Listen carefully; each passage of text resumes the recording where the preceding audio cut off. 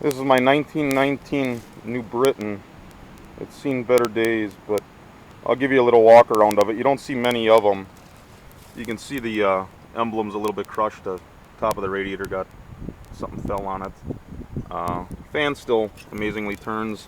Motor still turns, but it has seen better days.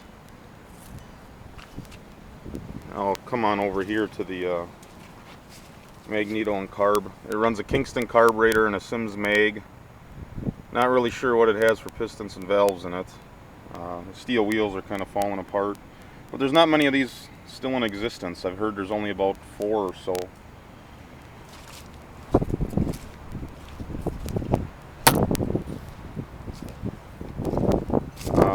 Gas tank's kind of crushed, rotten out. I'm sure it could be remanufactured. The head was welded. The block was patched up over the time. I gotten this about 10 years ago, and it's been sitting outside since.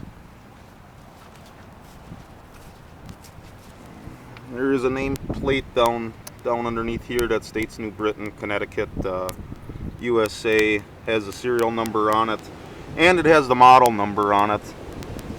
Looks like it's a 2307 for the model, but got a neat honeycomb radiator. Just figured I'd do a little short video on it, so people, you hear about them, you read about them, but you never see one. And I also do have the hood for it.